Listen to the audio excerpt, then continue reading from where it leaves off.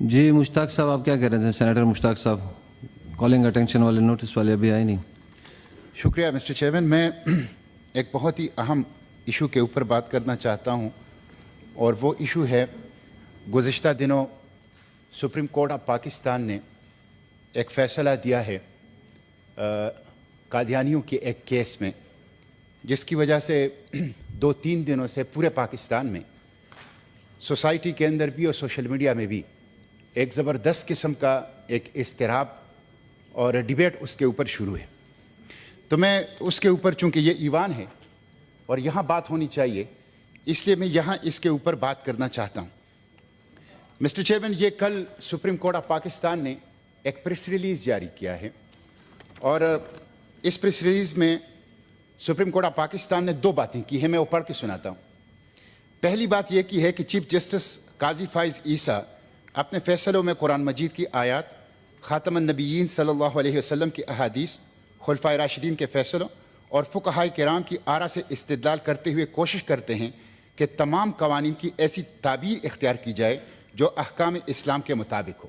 یہ بہت اچھی بات ہے کہ یہ وضاحت پریس ریلیز کی سپریم کورٹ آف پاکستان کی آ گئی.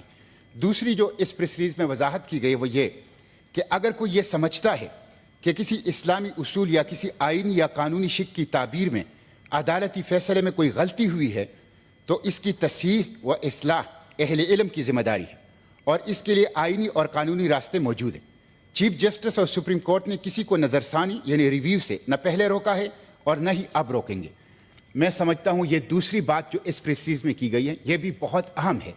چونکہ سینیٹ آف پاکستان اہل علم کی مجلس ہے، ایوان بالا ہے، اس لیے میں اس کے اوپر اپنی آراء اس ایوان کے اندر دینا چاہتا ہوں کہ اس فیصلے میں قانونی طور پر لاجیکلی کیا مسائل ہیں اور اس کی اصلاح کیسے ہونی چاہیے. پہلی بات تو یہ ہے مسٹر چیئرمین کہ جس طرح چیف جسٹس نے کہا ہے کہ ریویو کا قانونی اور آئینی راستہ موجود ہے، تو اس فیصلے کے خلاف میں ریویو میں جاؤں گا، اس لیے کہ میں سمجھتا ہوں کہ ختم نبوت ہمارے لیے ریڈ لائن ہے اور ہم کسی کے لیے معمولی گنجائش نہیں چھوڑ سکتے، کسی کے لیے بھی کہ وہ کسی بھی راستے سے ختم نبوت کے ساتھ جو ہیں وہ چھیڑ چھاڑ کر سکے. تو سب سے پہلی بات تو یہ ہے کہ اس پریس ریلیز کی روشنی میں جس طرح انہوں نے کہا ہے کہ قانونی اور آئینی راستہ ریویو کا موجود ہے، تو اس قانونی اور آئینی راستے کے تحت میں خود اس فیصلے کے خلاف ریویو میں جاؤں گا. نمبر 1. دوسری بات یہ ہے کہ اس فیصلے میں جو کہ میرے ساتھ پڑا ہوا ہے مسٹر چیئرمین، آپ لوگوں نے بھی اس کو دیکھا ہوگا، بہت وائرل ہے یہ فیصلہ ہے. اس فیصلے میں غلطیاں ہیں. سب سے پہلی بات تو یہ ہے کہ اس فیصلے میں چیف جسٹس صاحب نے لکھا ہے کہ گمراہ کن تراجم کی اشاعت اور تقسیم پنجاب ہولی قرآن پرنٹنگ اینڈ ریکارڈنگ ایکٹ کے تحت 2011 کے تحت جرم نہیں تھا. یہ ایک صریح غلطی ہے جو کہ سپریم کورٹ آف پاکستان سے ہوئی ہے. میرے سامنے یہ قانون موجود ہے، پنجاب ہولی قرآن پرنٹنگ اینڈ ریکارڈنگ ایکٹ 2011، اور میں پڑھ کے سناتا ہوں کہ اس کے اندر بھی یہ جرم تھا. یہ میں پڑھ کے سناتا ہوں. اس کی سیکشن 9 جس کے تحت FIR، جس کے تحت اس فیصلے میں ذکر کیا گیا ہے، penalty: a printer, publisher or a proprietor of a recording company who contravenes any provision of this act or the rules made thereunder, or a person in whose voice a record is prepared, or a person who has certified under subsection 3 of section 5 a specimen copy or record of the Holy Quran which is not in conformity with the provision of this act, shall be liable to imprisonment for a term which may extend to 3 years or with fine of not less than 20,000 rupees or with both. تو یہ 2011 کا supreme court نے جو لکھا ہے کہ 2011 میں یہ جرم نہیں تھا، یہ جرم تھا. یہ امینڈمنٹ سے پہلے جرم تھا. امینڈمنٹ کے بعد اس میں فائن کے اندر اضافہ ہوا ہے، قید کے اندر اضافہ ہوا ہے، اور اس میں الیکٹرانک ڈیوائس کو بھی شامل کر دیا گیا ہے. تو سب سے پہلی غلطی تو یہ سپریم کورٹ آف پاکستان کو اس غلطی کی اصلاح کرنی چاہیے، اور یہ جرم تھا، یہ امینڈمنٹ سے پہلے بھی جرم. تو دوسری بات یہ. تیسری بات یہ مسٹر چیئرمین کہ عدالت نے کہا ہے اپنے فیصلے میں کہ 298C کے تحت بھی اس فرد نے کوئی جرم نہیں کیا ہے جو مبارک ثانی نام تھا. یہ بھی غلط ہے. وہ تبلیغ کر رہا تھا اور تبلیغ جو ہیں مسلمانوں میں تحریف شدہ جو تراجم تھا اس کی تقسیم کر رہا تھا. اس لیے یہ جرم ہے 298C کے تحت اور اس کی بھی اصلاح کی ضرورت ہے. عدالت کو چاہیے کہ اپنے اس فیصلے کی اصلاح کریں کہ 298C کے تحت اگر ان کو کوئی تحریف شدہ ترجمے کی وہ مسلمانوں کے اندر تبلیغ کر رہے ہیں تو اس کی ان کو اجازت نہیں ہے. تو یہ تیسری بات.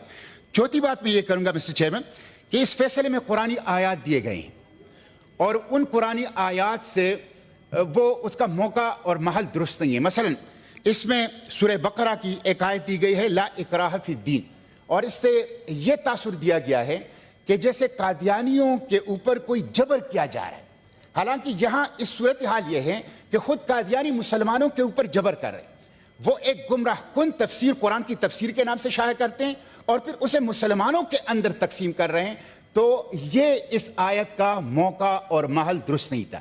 دوسرا اس میں یہ آیت استعمال کی گئی ہے سورہ ہجر کی نحن نزلنا الذکر وان لہ لحافظون کہ ہم نے اس قرآن کو نازل کیا ہے اور ہم ہی اس کی حفاظت کریں گے. گویا اگر قرآن کے اندر کوئی تحریف کرے اور تحریف کاری کرے اور اس کو تبدیل کرے اس کے ترجمے کو اس کی تفسیر کو اور گمراہ کن تفسیر لے آئیں تو اس کو روکنے کا ذمہ اللہ نے لیا ہے. یہ بھی درست نہیں ہے. اس کا ترجمہ اور اس کا محل اور اس کی تفسیر اور اس کی پس منظر اللہ تعالیٰ نے قرآن پاک کی حفاظت کے جو مختلف ذرائع ہیں اس میں سے ایک ذریعہ امت مسلمہ ہے. یہ تو بنی اسرائیل والی بات ہوئی کہ انہوں نے حضرت موسیٰ علیہ السلام سے کہا کہ آپ جائیں اور آپ کا خدا جائیں اور لڑیں ہم تو یہاں بیٹھے ہوں گے.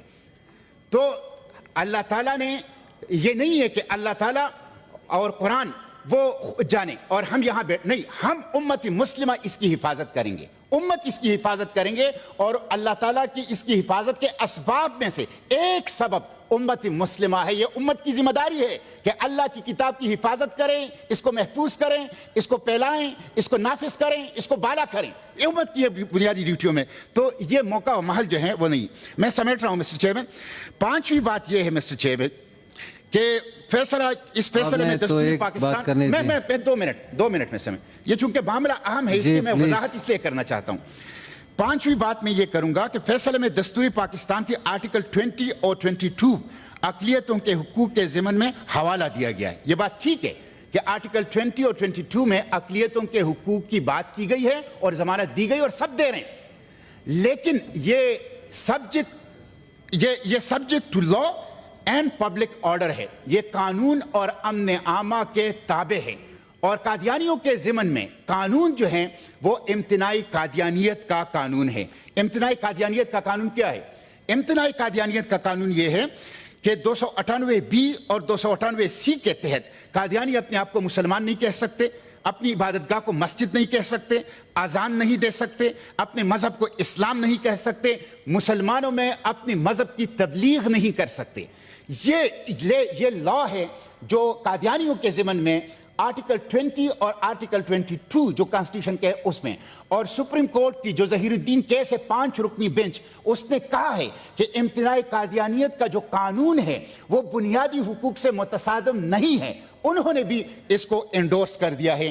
اس لیے ہمیں اقلیتوں کے حقوق یہاں حاصل ہیں الحمدللہ, کسی کو کوئی ایشو نہیں ہے. لیکن جب قادیانی اصل میں ان روایتی معنوں میں ایک اقلیت ہے بھی نہیں, وہ تو دراصل ایک فتنہ ہے. سچی بات یہ ہے کہ وہ تو اسلام کے اوپر حملہ آور ایک فتنہ ہے کہ جو مسلمانوں کی نام لے کر مسلمانوں کے جامے میں مسلمانوں کے لبادے میں اسلام کی جڑیں اکاڑنے کی کوشش کر رہا ہے. تو اس لیے یہ حقوق جو اقلیتوں کے آرٹیکل 20 اور 22 میں دیے گئے ہیں قادیانیوں کو, یہ امتناعی قادیانیت کے جو قانون ہے اس کے ساتھ یہ جڑے ہوئے ہیں اور یہ سپریم کورٹ کی 5 رکنی بینچ کا فیصلہ ہے اور 298C اور 298B کے تناظر میں اس کو دیکھا جائے گا.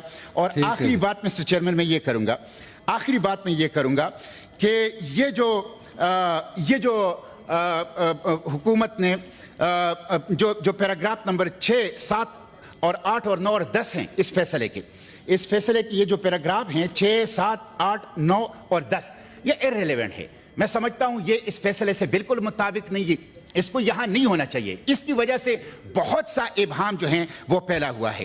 آخری بات مسٹر چیئرمین میں یہ کروں گا کہ جو تفسیری صغیر جو گمراہ کن تفسیر ہے جس کی اشاعت اور جس کی مسلمانوں کے اندر پھیلانے پر یہ مقدمہ دائر کیا گیا تھا اور جس سے اتنی بڑی ایک ابہام جو ہے وہ پیدا ہو گئی ہے، اس کے اوپر حکومت نے پابندی لگائی ہے، اس پابندی کو عملی کیا جائے۔ تفسیر سعیر کے اوپر پابندی حکومت پاکستان اور پنجاب حکومت عملی کرے اور اس کے اوپر اس فیصلے کا کوئی بھی اثر نہیں ہونا چاہیے۔ جو ختم نبوت کا ایشو ہے یہ ہر مسلمان کی دل کی آواز ہے۔ اچھی بات ہے کہ سپریم کورٹ نے کل ایک پریس ریلیز وضاحتی جاری کی ہے جس میں انہوں نے کچھ باتوں کو کلیئر کیا ہے، لیکن یہ فیصلے کے اندر جو سکم ہے، جو کمزوریاں ہیں وہ کلیئر نہیں ہوئی ہے۔ اس کے اوپر انشاءاللہ میں ریویو کے اندر جاؤں گا، ہم اس کی حفاظت کریں گے۔ کانسٹیٹیوشن آف پاکستان یہ 260 جو کانسٹیٹیوشن کا آرٹیکل ہے اس میں ان کو غیر مسلم قرار دیا گیا ہے۔ کوئی عدالتی فیصلہ، کوئی قانون اس آرٹیکل کو بدل نہیں سکتی۔ اس آرٹیکل کی حفاظت مسلمانان پاکستان کریں گے، یہ ہماری ریڈ لائن ہے، اس سے کوئی چھیڑ چھاڑ نہیں ہوگی۔ اس لیے میں خود اس فیصلے کے خلاف سپریم کورٹ آف پاکستان میں ریویو میں جاؤں گا اور میں اپیل کرتا ہوں سپریم کورٹ سے کہ وہ خود بھی میری اس گفتگو کی روشنی میں اپنے فیصلے کے اوپر نظر ثانی کرے اور خود اس کی اصلاح کر لے۔ Thank you G.